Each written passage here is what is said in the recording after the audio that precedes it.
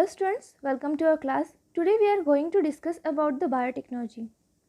The word biotechnology indicates that it is a technology which is having some applications, and these applications or this technique uses the biological sources for the development. So biotechnology is a branch of biology involving the use of living systems and organisms to develop or to make the products for human welfare. Means it is the production by using the living sources. Biotechnology has expanded to include new and diverse sciences such as genomics, recombinant gene techniques, applied immunology, and development of pharmaceutical therapies and diagnostic tests.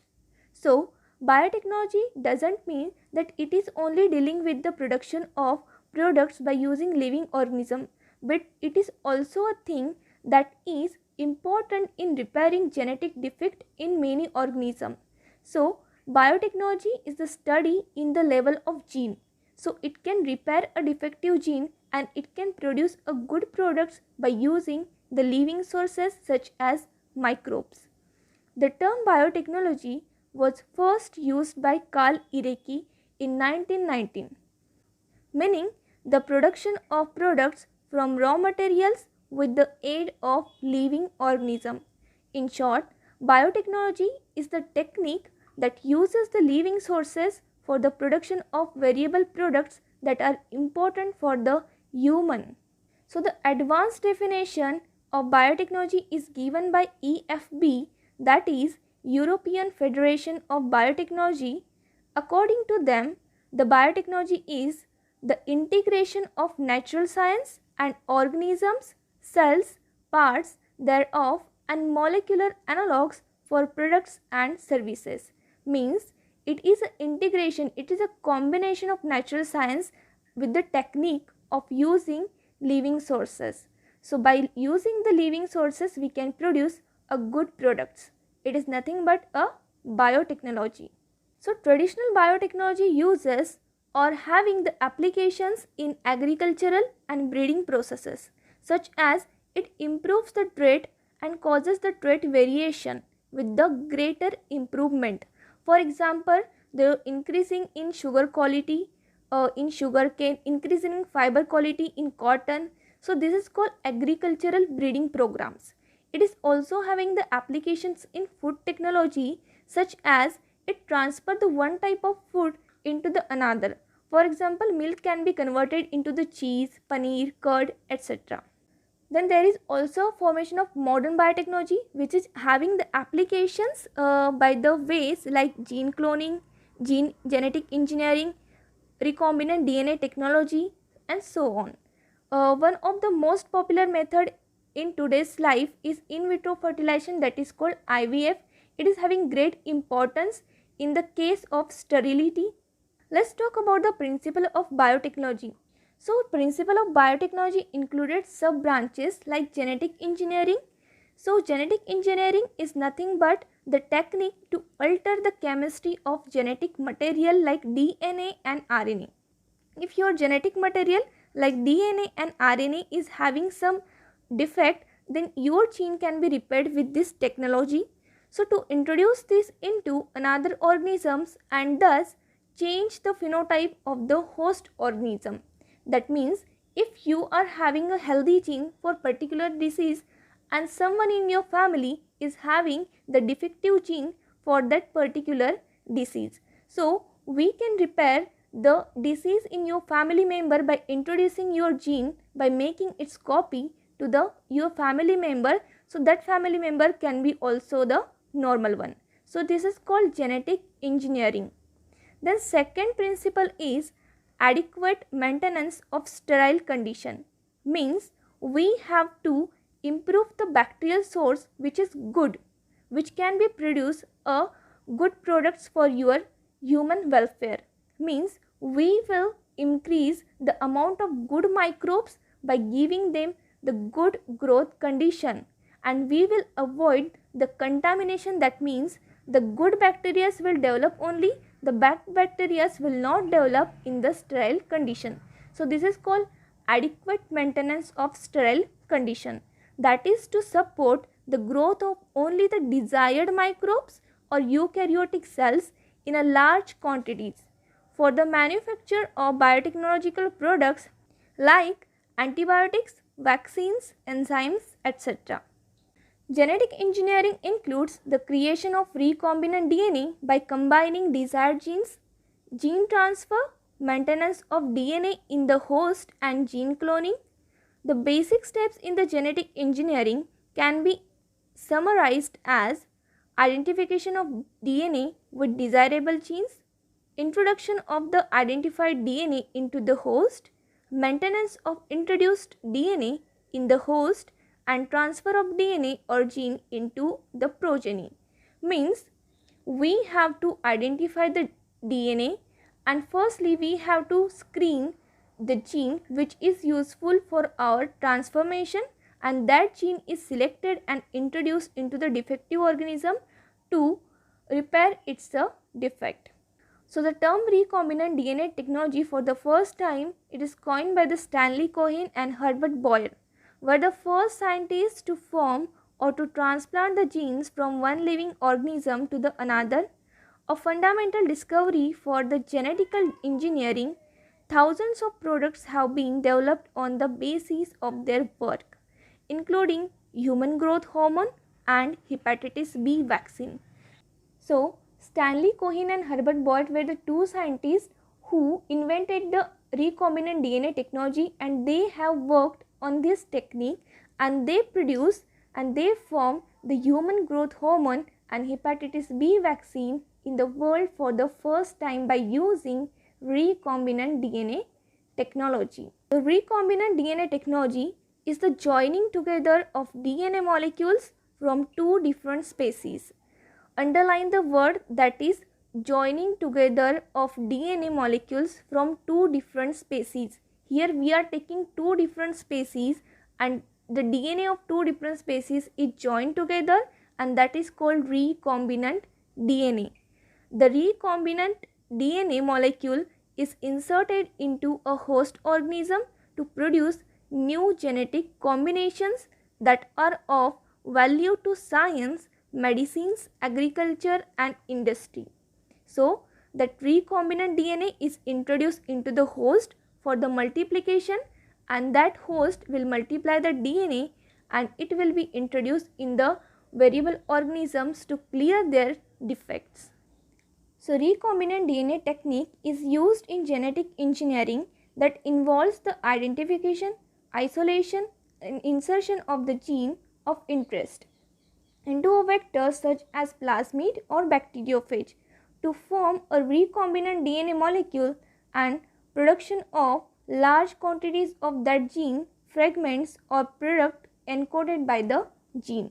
So, in this technique we choose the gene of interest and insert it into the vector, and that vector will insert it into the particular host for making its thousands of copies, and that copies can be introduced into the defective organism to repair its gene. So, by this example you will get the idea of DNA recombination technology. So, here I have given the A species which is having more disease resistant but less height. We are having the species B which is having the more height but less disease resistant. So, what we will do, we will cross these species together, means we will combine their DNAs with the desirable genes. So, we can see that the more interesting or the most developed genes are like in species A, there is more disease resistant gene is superior, and species B, the more height gene is more superior. So, we will take the superior genes only and we will combine it in the new plasmid. So, we will take the more disease resistant genes of A species and we will combine it with the more height gene of the B species. So, whenever we will get the new plant by combination of these two species, that plant will be superior in both the characters. That means we will get the superior plant with more disease resistance and more height. So, this is the use of DNA recombination technology, means we can combine the two DNAs with minimizing defective gene, and by adding the superior gene to produce a new vigorous disease resistance and superior variety. So this is the use of DNA recombination technology. So what are the tools of DNA recombination technology? That means what are the requirements of DNA recombination technology? So first of all, we need restriction enzymes that will cut the DNA into the small fragments. We need polymerase enzyme that will add the nucleotide base pairs. We need ligases that will bind or attach the DNA fragments or DNA strands together. We need vectors to carry the gene from one organism to another. We need the competent host that can copy down the gene in its structure. So restriction enzymes have two properties useful in recombinant DNA technology. First, they cut DNA into the fragments. That means they are useful in fragmentation of a size suitable for cloning.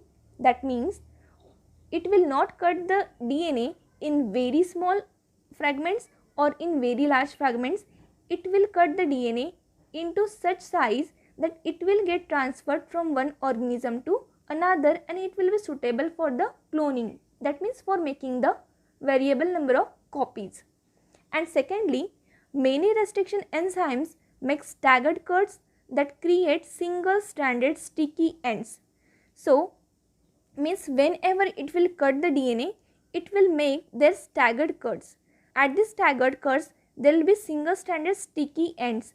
The sticky ends is useful in adding the nucleotides to make its a recombinant structure. Means it is useful in joining the another strand of the DNA to form the recombination. So this is the use of sticky end. So most popular restriction enzyme is restriction endonuclease used for the fragmentation. So in this picture you can see how the restriction enzyme act.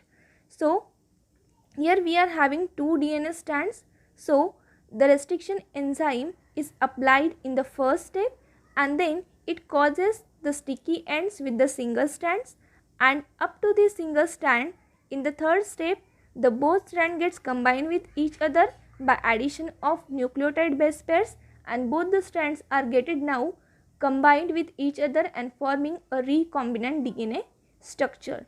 So this is called recombination technology by using restriction enzymes. So let's talk about the stepwise mechanism of DNA recombination technology. So the steps in the recombinant DNA technology are like isolation of genetic material. That means we will take the blood sample, hair sample, any living sample from any organism. Second, restriction enzyme digestion means we will cut the DNA of particular organism into the fragments. Then amplification means we will make the copies in PCR technique.